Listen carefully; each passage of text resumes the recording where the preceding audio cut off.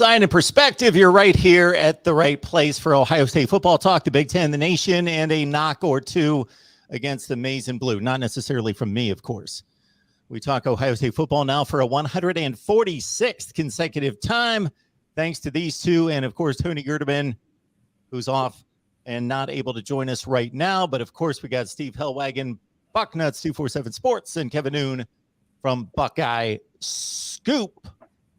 Not long after we met last week, and of course, our regular time, folks, is 1:30 on a Wednesday, but that's why it's important for you to subscribe, hit that bell for the notifications to know when we go live. We've got to coordinate 3 to 4 schedules, so we're here at 11 a.m. Eastern time this Wednesday, typically 1:30. But not long after last week's show, we had talked about Luke Montgomery, one of the best offensive linemen in the country, top-rated player in the state of Ohio, Steve. And, in fact, he did make the right decision. Well, I think in the minds of a lot of Ohio State fans he did, and probably in the mind of Justin Fry, the new offensive line coach, and also Ryan Day, the head coach. I saw in one of the presentations he talked about how he called Ryan Day and gave him the news, and he was screaming on the telephone back the other direction. But a huge recruiting win for Ohio State and Justin Fry, number 49 player in the 247 Sports Composite nationally, and one of the top offensive line prospects, certainly number 4 offensive tackle, number 1 overall prospect in Ohio, according to the composite for 2023. So tremendous get. Findlay, Ohio in Northwest Ohio, and had also looked at USC, Michigan, Alabama had offered him. There were a lot of top schools that were involved, and the Buckeyes score a bit of a coup. And, of course, his younger brother Ryan, 2 years behind him,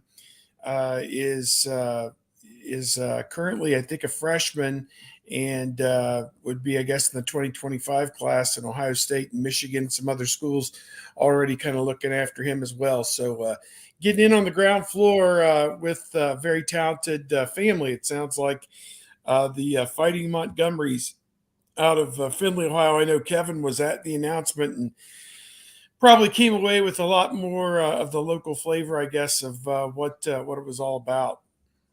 Yeah, while you guys were sitting here talking, I was up there in Findlay, Ohio. I went to a Beer Barrel Pizza before the event and had no beers, unfortunately. It was a work call, so I couldn't deal with any of that. But nice little ceremony that he had at the school gymnasium. Family came out there. They did something on that CBS Sports HQ. So it's always interesting being at a presser that's being done on web TV and kind of having to wait it through, but everybody was all smiles. One of my big takeaways is Ohio State brings in a new offensive line coach in Justin Fry, and they not only do they pick up right where they left off, but shortly after announcing Justin Fry, they land the kid. So it was a huge get. There was a question with some people. Some schools were looking at him on the defensive side of the ball. Ohio State liked him on offense.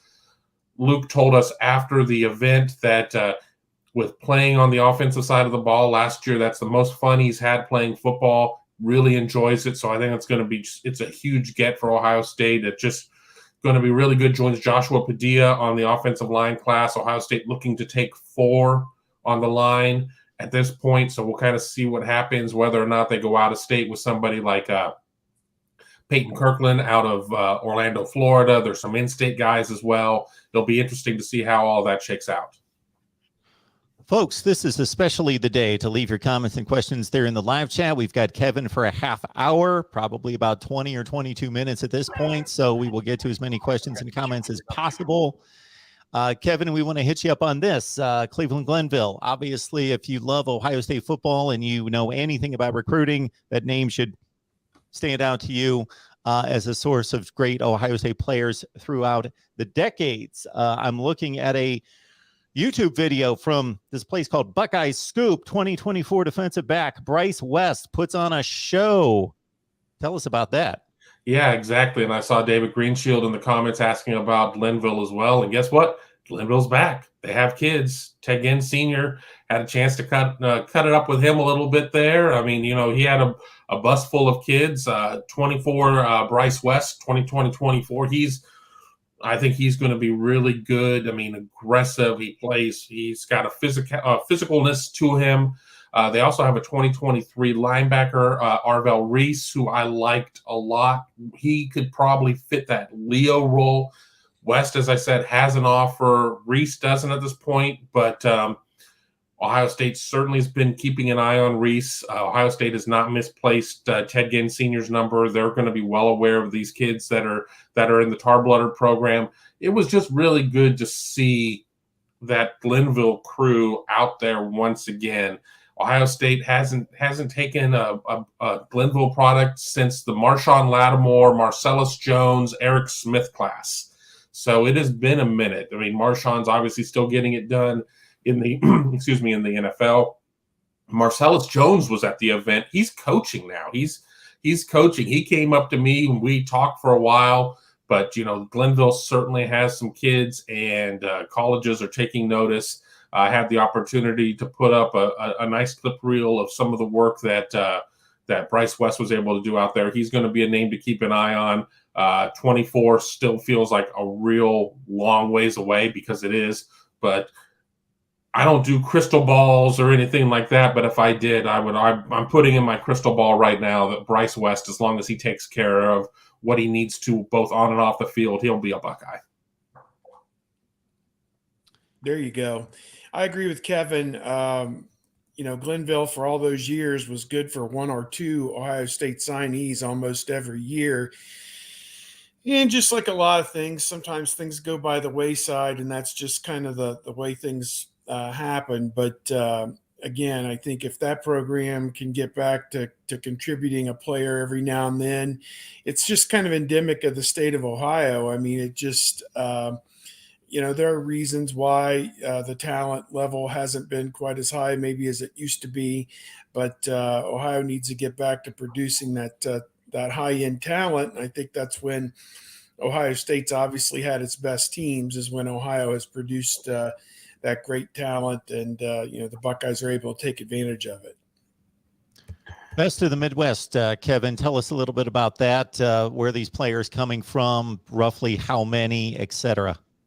Yeah, it's an annual event, the Best of the Midwest Combine. It's outside of Indianapolis. It was in Noblesville, or outside of Noblesville, Indiana, which isn't exactly right in, it's not in Marion County, Indiana. It was a bit of a haul, but I'd say 350 in terms of kids who come from Indiana, Ohio, Kentucky, Michigan, maybe even a little bit further. There were a couple of Canadian kids there as well, as we're seeing a much more of an international flair in American football.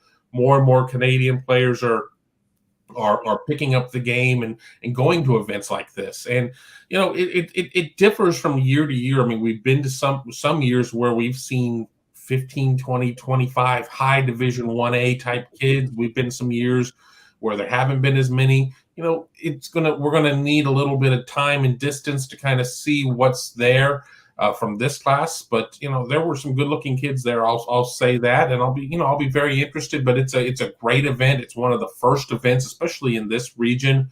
We've seen some camps already starting to take place in Florida and out west in California, but we have to deal with weather here. And this is one of the first times I've gone to this event where it's been in the 50s outside, instead of driving through an ice storm and having to figure out how I'm going to get home, or if I'm going to have to spend another night in Indiana. So a great event, one of my favorite things to do on terms of the recruiting calendar, because it really just kind of marks the beginning of the race. And we were there, and I've seen a shift in terms of this, that there were a lot more 24s and 25s there, like 2 years out, 3 years out than maybe years prior. And I think part of that has to do with the accelerated recruiting calendar, where you're already going to start having official visits in the spring. Is it indoors or outdoors? It was indoors. So yeah. Oh my Lord. Yeah. I wouldn't go if it was outdoors. No. Yeah. I was going to say, we had that thing last spring. What was it? The Nike Combine that was at the out there where the practice facility, or yeah, Yeah, that was kind of a cold, rainy day too. That was no fun, but you got to wear your winter coat some of these events. But yeah, it's always great to get out and see the guys. I know it's not true football, but at the same time, they can display what they can do in terms of raw athletic ability, and you can get a sense, at least, of what our college is really seeing in some of these guys. And I think every chance you get, it's good to get out and see these guys in person. Well, and they're going to be the camp detractors out there that it's the underwear Olympics. They're not doing real football. Well, no, they're not doing real football, but you're seeing their athleticism. You're getting an opportunity to see how they handle coaching and things of that nature. So yeah, you're not going to go out there and see a guy go out and run a perfect sluggo route. I mean, that just it is what it is. But it's still a great opportunity here. February 23rd, as we're doing this show, the event was on the 21st, to have football within the region, when more often than not it's going to be in the teens outside. I mean, I still think there's a great value. I don't always put all of my evaluation based on what I see, especially in a February camp or combine, but I still think it's a very important piece of the puzzle. We've got Kevin for another 10 or 15 minutes. Leave your comments and questions there in the live chat, please. David Greenshield asked me last night on our call-in show to name the 5 best Ohio State linebackers of all time. So David had a list. I thought it was a solid list. I brought up about 7 or 8 other guys. He wanted me to serve up that comment or that question today to you. But what we're going to do is we're going to save that for the next couple of weeks, because it's always nice to give these all-time lists that involve hundreds of players maybe a few seconds of evaluation before we spit out a list of 5. So we'll get on that, David, in a few weeks. We appreciate everybody being here at the Voice of College Football, our Ohio State show. Kevin Noon, Steve Hellwagon, typically Tony Gerdeman, each and every week. Kevin, question about Montgomery, circling back to him. Obviously, the recruitment has to hold for another 10 months before they get his name on the dotted line. Who are those schools the Buckeyes are going to have to fend off? You're going to still see Notre Dame, Michigan, schools like that are going to keep trying. I don't feel, in terms of a player like Luke Montgomery, that they're going to have to this isn't going to be one of these kids that they're going to have to recruit every minute of every hour of every day leading up until early signing period. I think that this one is one that's going to be pretty well locked in. That doesn't mean that you can just sit there and ignore them and not pay attention to what's going on. But this isn't like landing a kid out of the state of Florida where you only just at that point know who leads for them. I think when it comes to Ohio State and a player from Ohio, unless Ohio State cools on the kid, I feel that this one's pretty locked down. Yeah, call 22. It just seems like Ohio State is the place where he wants to be. He talked about very invested in family with younger siblings and wants to be able to get back to Findlay and see them in competition and different things. Obviously, his brother's playing football, so during his football season, that'll be kind of hard to do. But, whenever he has the chance to be able to see them in competition, he wants to be able to do that. Yakov 22, we always appreciate you being here, a faithful Ohio State Buckeyes Live viewer. High on Mayan Williams, combination of Kevin Mack and Christian Okoye, Steve, going back to the 80s, late 80s, early 90s. Yeah. Mayan, he's not the biggest guy. He's broad, kind of like a bowling ball, I suppose. I don't know if Kevin Mack to me seemed like he was more upright and maybe even a little taller, I guess, than Mayan Williams, but Christian Okoye was just one of the most physical running backs, and obviously that style is hard to sustain. As it was hard for him to play a long career because of getting dinged up and everything else. But you got to like Mayan. He's got a combination of speed and size, and or strength is probably the better word than size. But I think for him, it was availability. I mean, he would play a game and then he'd not play for 3 weeks. Then he'd play a game and do really well and not play for 3 weeks. And you didn't know if he was sick or he was hurt. And it was just like he was in this there were, again, as I said, there were about 100 unanswered questions about this past season, and I think his status throughout most of the year was one of the big questions. You just didn't know if he was going to be available for 1 week to the next, and it was even comical to the point where, like, weeks after he'd missed a game or two, somebody said, "Oh yeah, you missed that time. You were hurt or something." He goes, "I was hurt? Oh yeah, I was hurt." Like, no, they held me out because of some other reason. Just the whole thing just didn't make any sense why he wasn't playing. And, no one would answer exactly what the exact situation was because of HIPAA and privacy and everything else. But any rate, when he's available and he's on the court, he helps them. Thought he was a good 1-2 punch with Travion Henderson.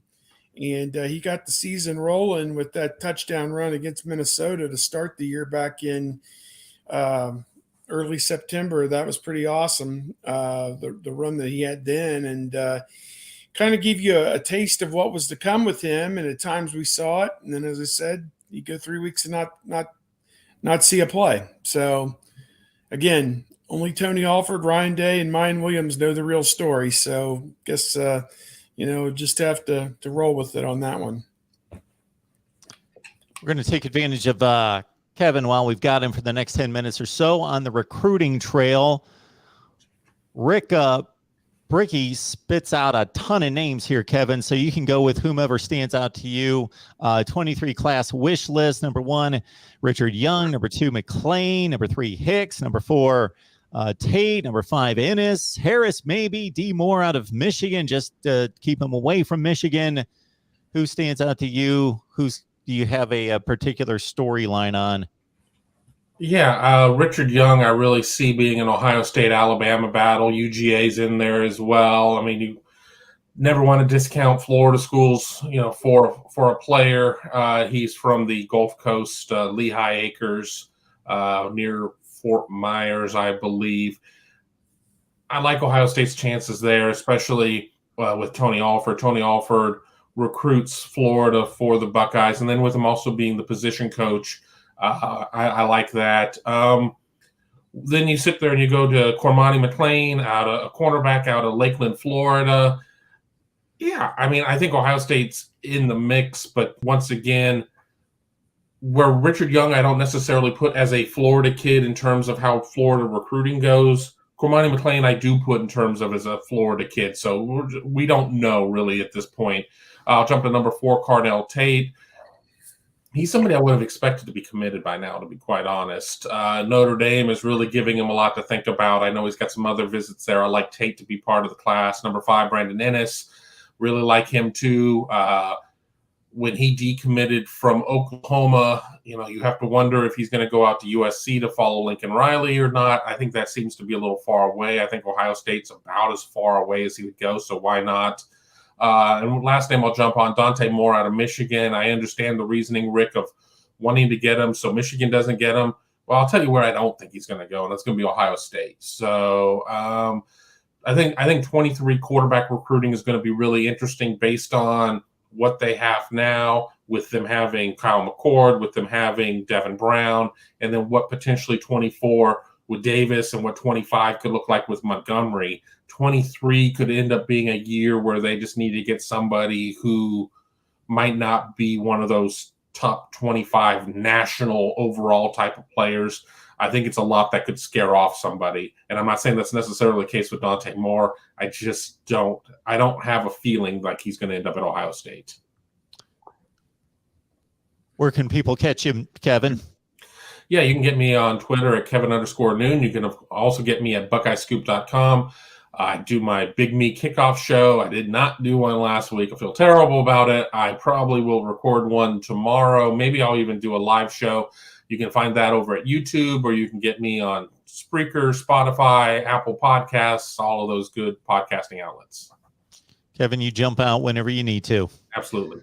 All right, Sue, thank you for the comments. Steve, any news on Josh Proctor? Of course, he left the Oregon game and then had surgery on a leg issue after that game? Is he able to do mat drills, strength and conditioning? Wondering if he's on track to play.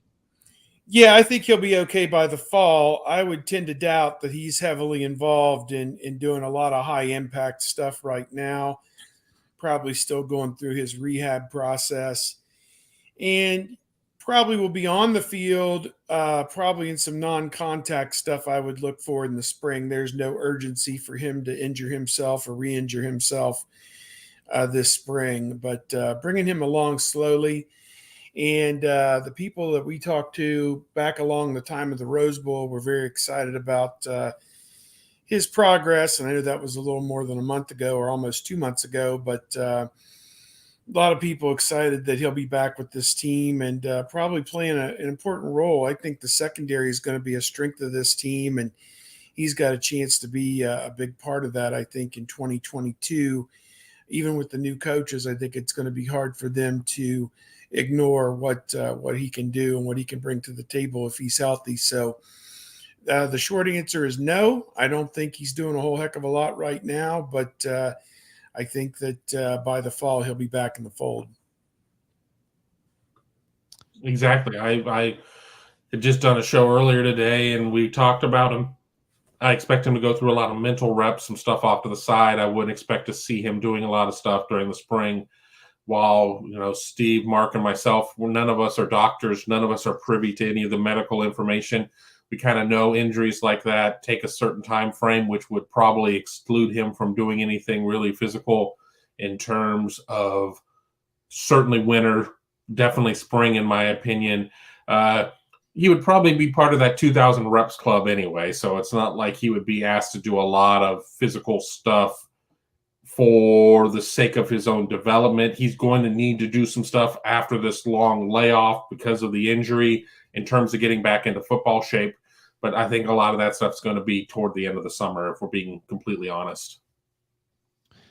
Buckeyes lost 2 games, of course, last season. I think that's the quota for 2 or 3 years, but Sue is going to the unthinkable that Ohio State loses a game in 22. Kevin, who would that be? She's thinking Penn State is the likely choice.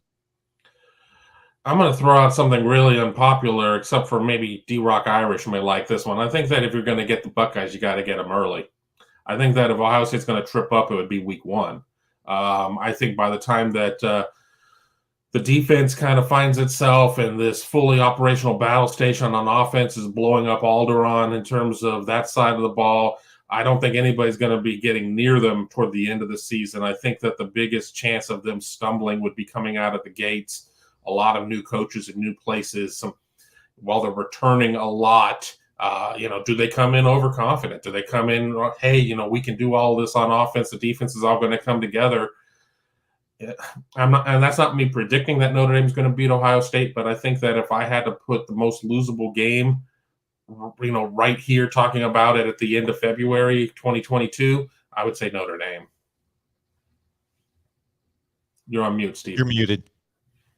Off mute. Okay. Looking at their schedule, Notre Dame, September the 3rd is a red letter game. Notre Dame's going to be a top 10 or top 15 team, I think.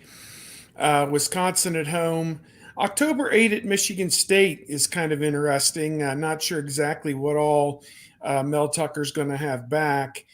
Peyton Thorne, it would seem, would be back at quarterback. And, of course, they beat Michigan State handily this past year. October 29 at Penn State, interesting game there. That'll probably be a night game, the obligatory whiteout, you would think. And then November 26th with Michigan. They have Iowa at home as well, October 22nd. Those are all kind of the notable games. I would say at Penn State, at Michigan State are probably the 2 that stick out for me. I'm not sure Notre Dame with a new quarterback is going to come in. I presume they're going to have a new quarterback. I don't think Cohn's back again. Yeah, I honestly haven't studied these teams at all this offseason.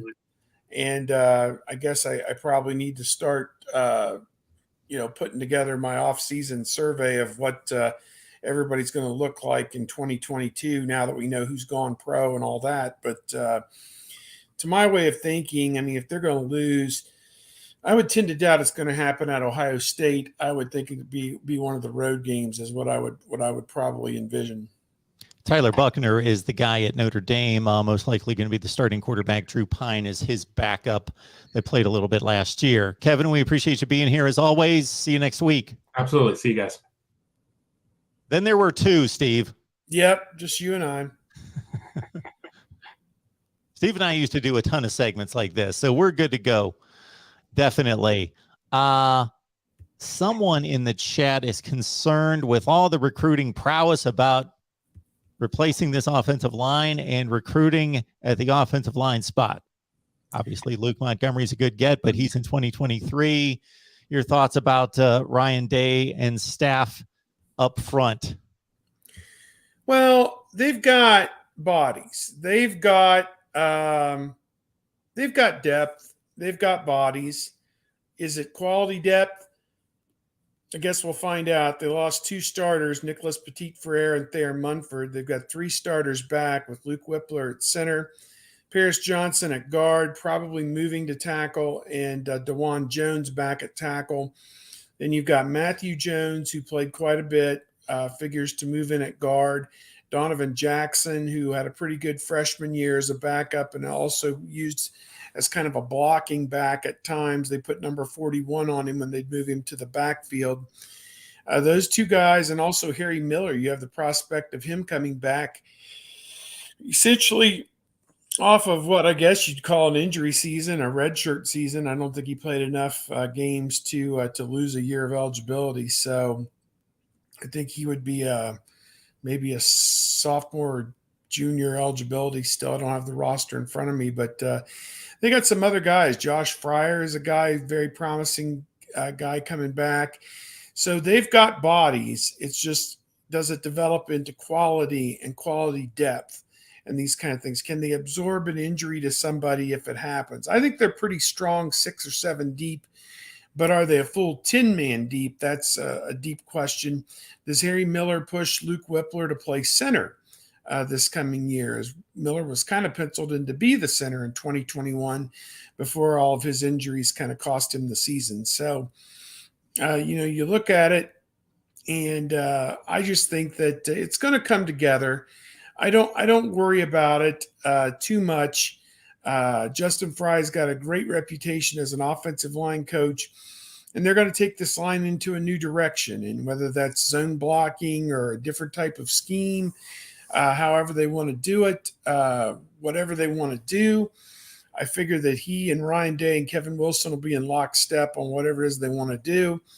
And I don't envision the offensive line being an issue for this team. I think they're going to do just fine. I feel coming up here in 2021, or 2022 rather, I think it'll be a solid offensive line. And I think that, Ohio State's offense is still going to continue to put up huge numbers.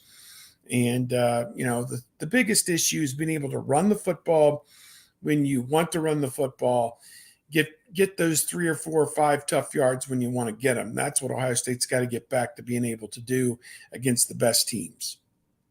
Folks, we've got an Ohio State show here every Wednesday. You got to keep up with the notifications to know when we go live, but it's typically 1:30 Eastern time because we've got to coordinate 4 schedules. But we've got 3 of the very best 99% of the time. Of course, it's just Steve and I right now, but you got Steve Hellwagon, Bucknuts 247, Tony Gerdeman, Kevin Noon from Buckeyes Scoop. We appreciate your contributions. We appreciate your support. Get some other folks in here. You can hit me up at Venmo, PayPal, or Cash App if you're wanting to bypass YouTube Super Chat. Just notate there that it's for the Ohio State show.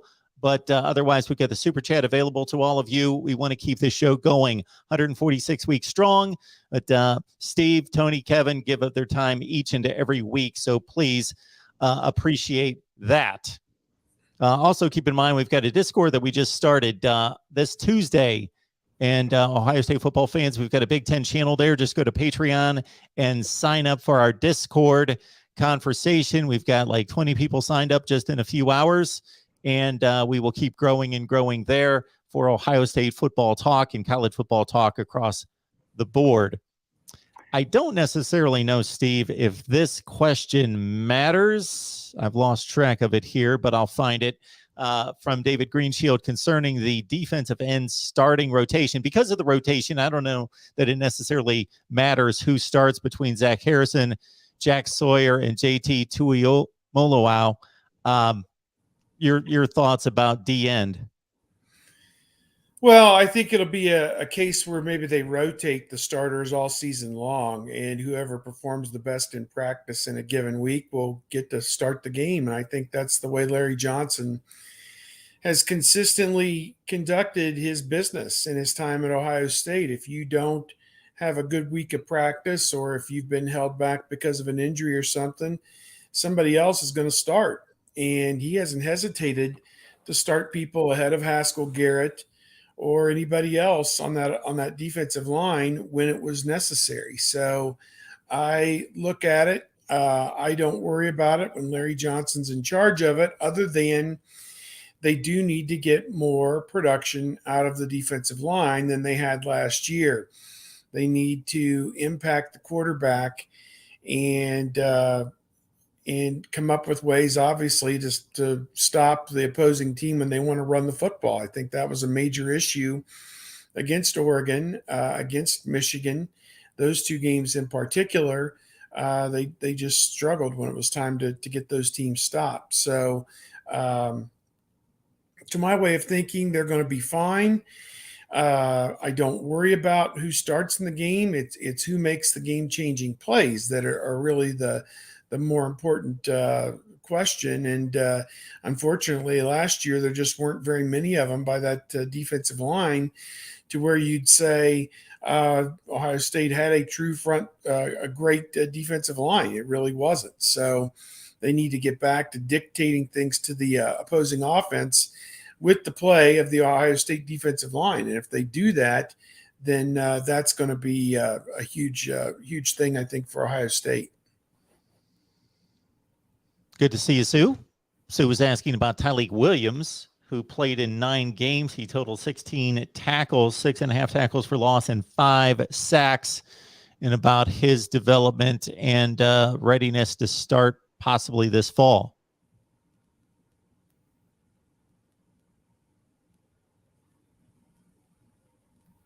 Anything on Tyleik Williams, Steve? I apologize. That's okay. Something popped up on my screen and took my eyes away for a second. Oh, that's okay. Tyleik, I was just running down his numbers. Tyleik, 9 games.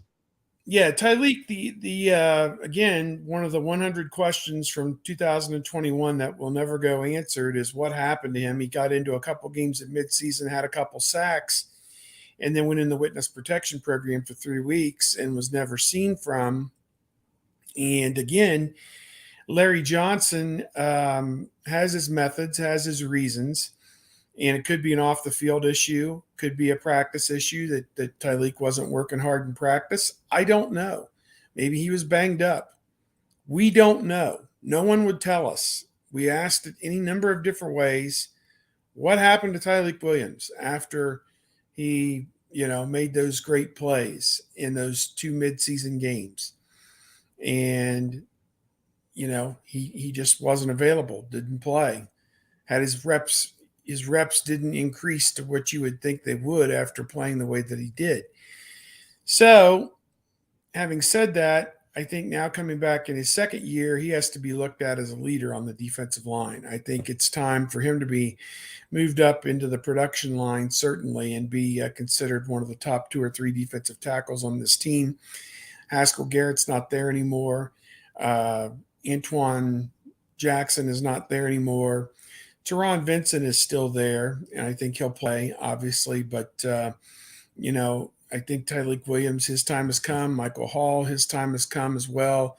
So there's a lot of guys there who are in position and need to take advantage of the opportunity that they're going to have in 2022 to be frontline contributors on this defense, because there are a lot of jobs open, and I think that Tyleik Williams is a guy that can be an impact player on this defensive line.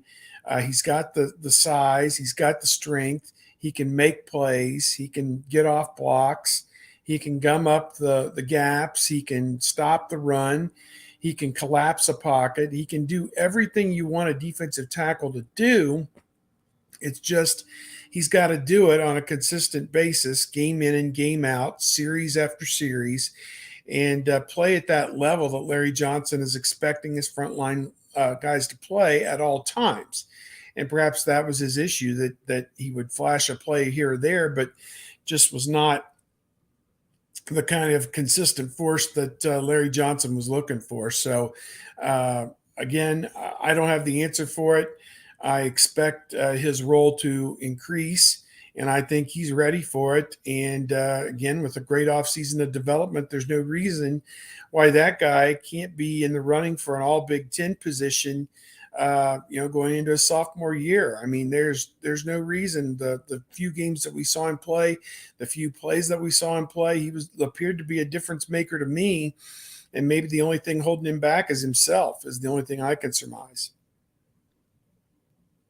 I was just pulling up his game log, if my laptop will cooperate, because, my goodness, he picked on some lesser defenses or offenses here a bit with a sack against Tulsa and 2 against Akron, but he did pick up 1 against Rutgers as well and Michigan State to total 5 sacks and some very limited playing time. So he was certainly effective, as Steve is pointing out. Thomas came prepared with his scarlet and gray colored glasses. Would Ohio State have beaten Georgia? I think so. Ohio State 45, Georgia 21. Agreed? Oh, man. Depends which Georgia. I don't know. The Georgia that played Alabama the first time, maybe. The Georgia that played Alabama the second time, I don't know. I watched Georgia. We were on a couple of the road games, and they would play maybe a noon game, and we watch them, and they were just dismantling people at times. And their defensive front was like a wrecking crew, and I think a couple of those guys are going to be first-round picks. And I don't know. I don't know that their offensive line against Ohio State's defensive line or Georgia's defensive line against Ohio State's offensive line would have been maybe the greatest matchup at times, given what we saw in some of these games. But I think it would have been interesting. Could Georgia and their great defense have kept guys like Jackson Smith-Njigba and Garrett Wilson and Chris Olave out of the end zone? Could they have gotten after C.J. Stroud and impacted him? Do they stop Travion Henderson cold in the run game? So I think, it'd been a lot of fun if we ever got to see it. Unfortunately, Ohio State didn't hold up their end of the bargain and couldn't get into the Final Four, couldn't get into the playoff, and just never really played at that level. When they had to, they just never got to that level. Didn't seem like. A large portion of college football nation, even outside of Ohio State circles, would have thought Ohio State was one of the 4 best teams in the country, and me included. But there's a difference between being evaluated as one of the 4 best or most talented teams in the country and earning the spot. They had Michigan standing right in front of them. They lost by 15 points and got manhandled up front on both sides of the ball. So that's what it was. They will have their shot again in Columbus this year to make amends and set the series straight and the rivalry back to where Ohio State fans think it should be. No doubt. Obviously, Ohio State fans are counting down the days until they get their hands on Michigan in the horseshoe. And obviously, Jim Harbaugh, his folly of courting NFL jobs and not getting hired for them. Unfortunate for him that his dreams were not realized, but maybe next off season. Somebody asked me in my chat last night, how do they expect to recruit at Michigan after that? And I'm like, I don't know.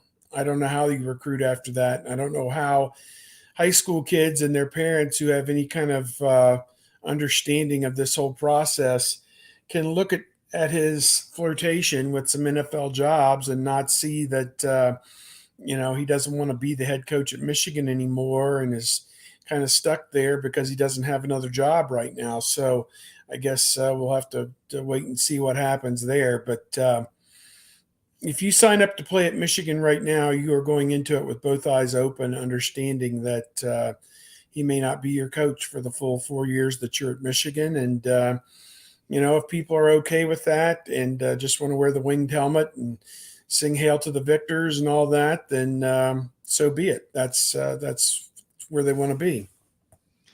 I hear it's a decent education if you're into that too. Now, looking at the 2023 class, way too early to make projections on where these teams are going to land, but Michigan has generally been a top 8 to 15 recruiting class under Jim Harbaugh. Right now, 4th in the Big Ten, but 9th in the country with 5 hard commits, in addition to Ohio State tearing it up. Penn State has had a really good run from 2022, and that seems to be extending into 23 as well. Penn State's a curious situation over there because, again, James Franklin, Steve, just brought in arguably his best recruiting class, coming off 11 wins in its last 22 games at Penn State. They've been playing 500 football for the past 2 seasons, but they bring in the talent. They were satisfied enough with James Franklin at 7-6 and 4-5 the last 2 years to sign him up for another, 7 years at some ridiculous rate of top 3 to 4 money in the country. But Penn State has yet to break through.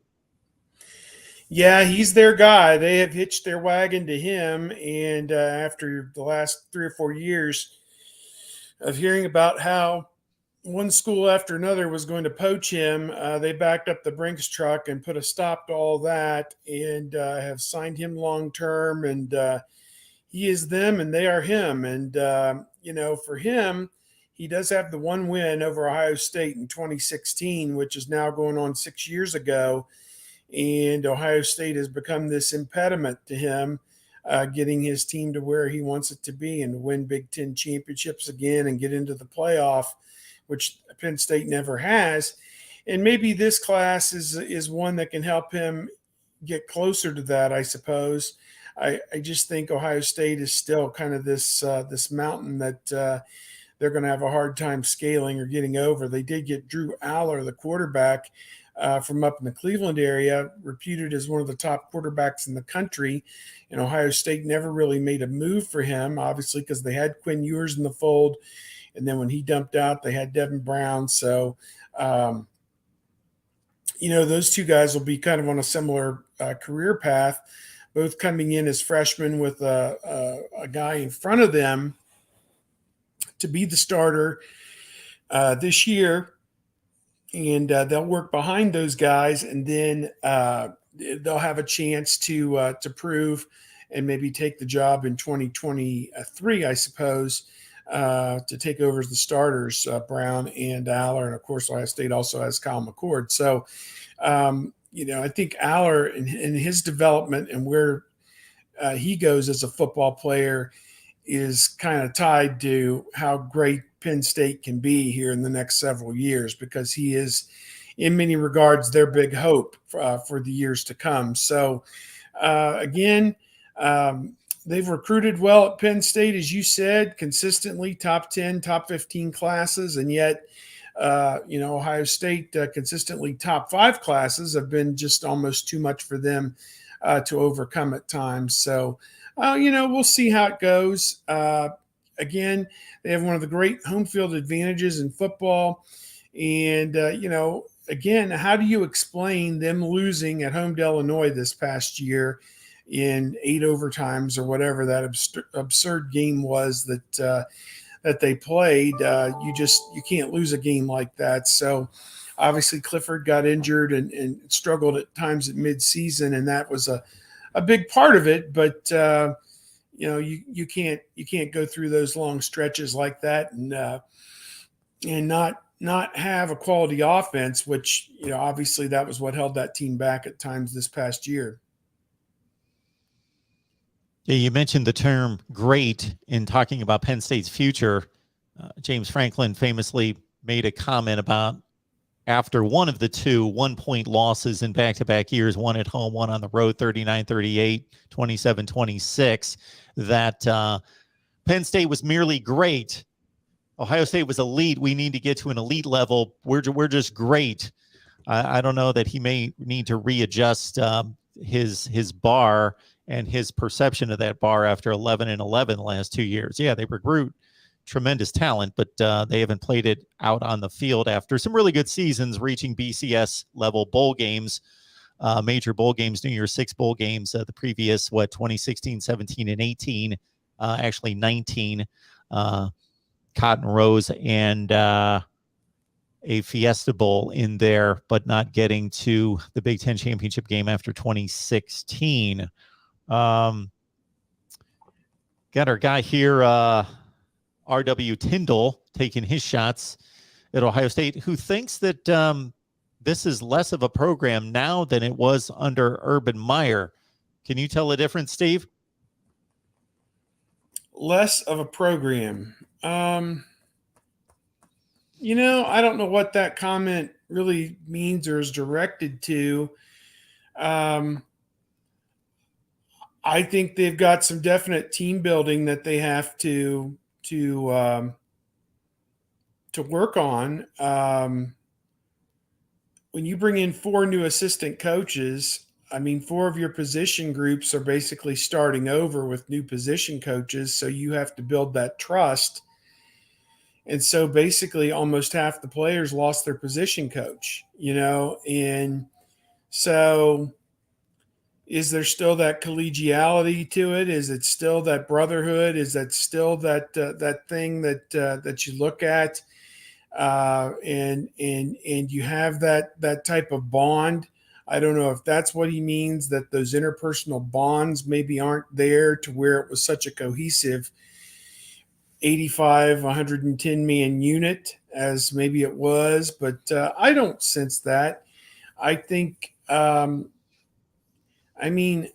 it was not a bad year by any means. And for them to come through it and win the Rose Bowl the way that they did, that showed that they still have a lot of that cohesiveness going for them, that they stayed with it and were able to, that could have ended up a 25-point blowout the way it was going. And they stayed with the program and were able to salvage it and to pull it out in the end. So, I don't know what he's driving at when he makes a comment like that. If you don't get the warm and fuzzy feelings there, is it really more of a business now than a college football program that we all grew up, idolizing and loving and, these kind of things. And you do it for Old State U, I don't think some of that's gone. I think it's gone everywhere. I don't think, does Texas have a real football program anymore? They've gone through so many changes. What's left that's, still there? It's gotten so bad there that there's a disconnect and the players don't want to sing the song after the game. They feel disconnected from whatever that is, so I don't know if that's what he's driving at, that it just doesn't feel like it used to feel to him anymore, or what. Ryan Day is not an Ohio State guy, I'll grant you that. He was brought here from the NFL, and yet he's won at the highest level, done everything but win a national championship in his time at Ohio State.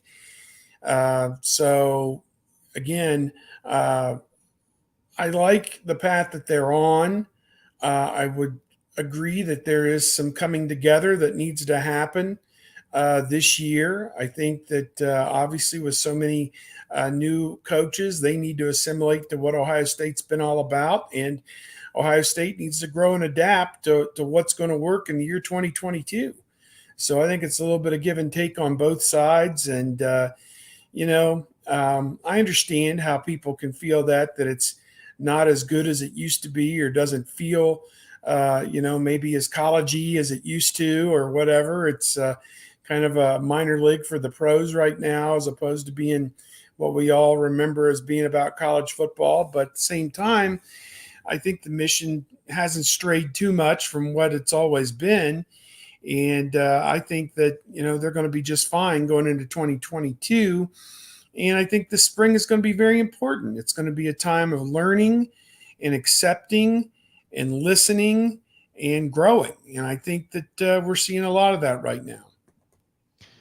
The big question, of course, is the defense, especially the back seven. They've recruited so well along the defensive front. You would think that and with Larry Johnson manning the defensive front, that's going to be a dominant unit, we would think. But then again, that was thought of entering 2021, and it didn't necessarily play like that most of the time. But Sue's asking about the defense, and I'll kind of extend on Sue's question, who's asking, is this a top 15 to 20 defense? Is that what it needs to be? But even beyond that, that's just a national ranking. It's a yardage figure that indicates something, but it's not the end all be all in evaluating an offense or a defense. So I'll ask it this way, if you don't mind, Sue, in extending off that 15 to 20 ranking, Steve, what are going to be your indicators that this defense is where it's supposed to be?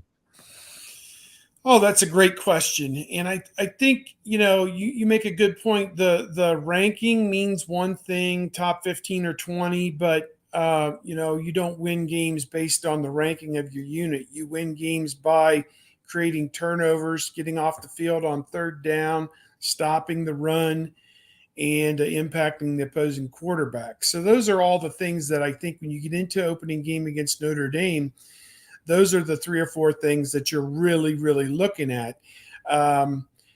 You could give up yards between the 20s and maybe have a defense ranked in the top 30 or 40, in terms of yards allowed.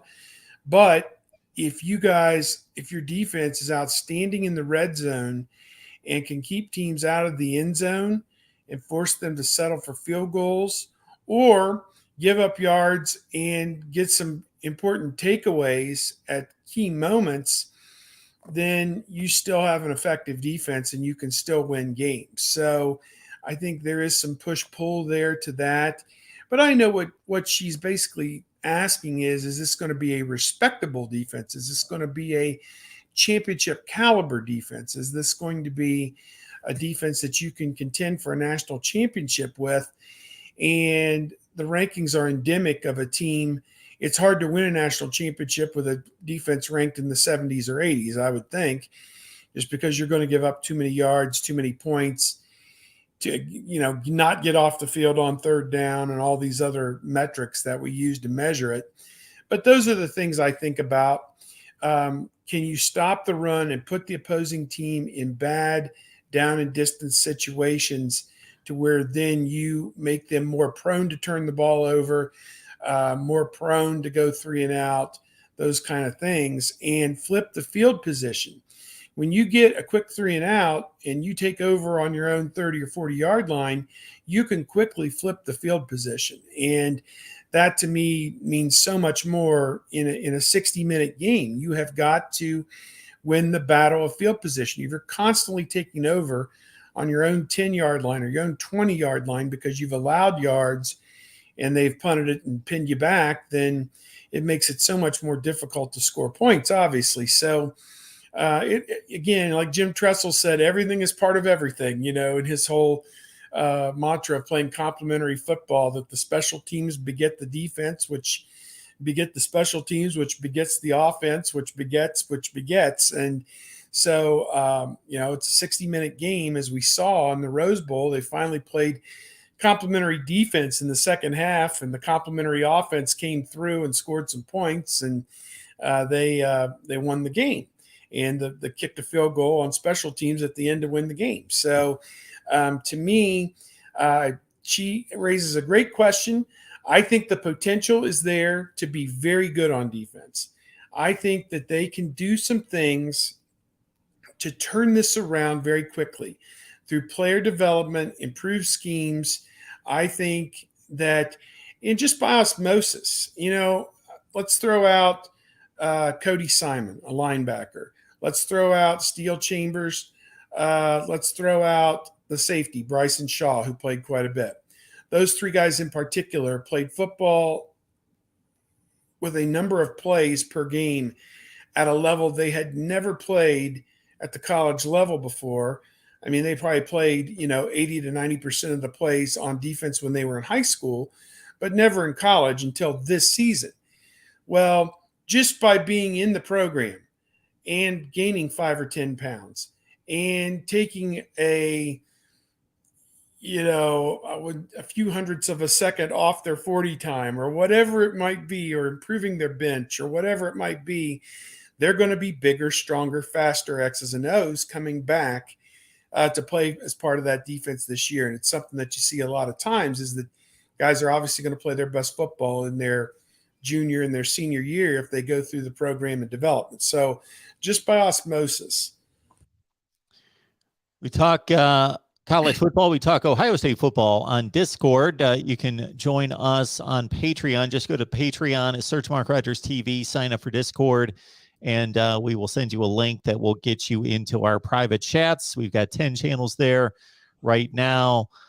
So pick your topic, and you can go around and talk college football with myself and all sorts of folks over there on Discord. So again, you go to Patreon and sign up there by searching Mark Rogers TV, and be here every Wednesday, typically at 1:30 Eastern for Buckeyes Live with Steve, Tony, and Kevin and myself, as we've done this now 146 consecutive weeks. And again, to keep the train rolling, please hit us up at Venmo, PayPal, and Cash App. Search Mark Rogers TV. You can also contribute here via the Super Chat. Again, Steve, Tony, and Kevin give up their time each and every week.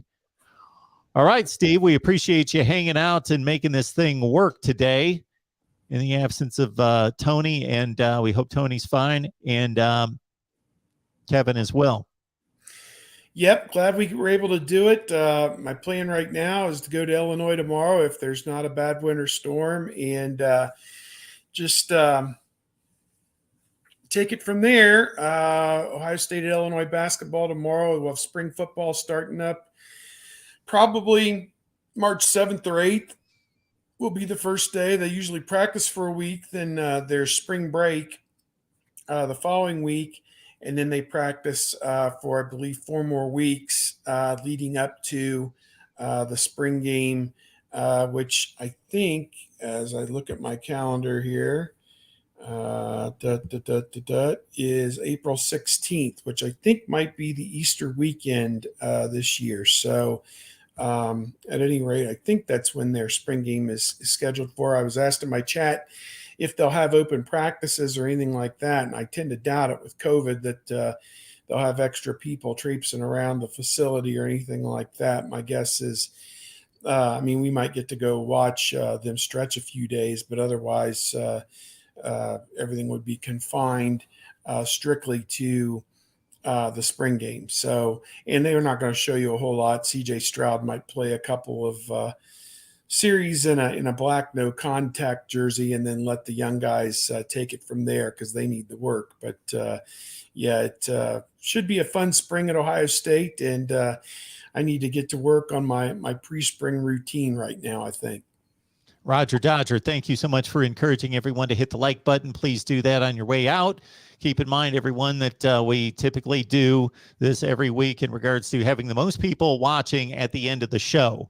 So people find us, it takes them about an hour. So wait for the video to post, watch what you missed, and catch us back here next Wednesday, typically at 1:30 Eastern, but hit that bell for the notifications to know when we go live. Steve, we appreciate it. Have a great week. We'll catch you next week. All right. Take care.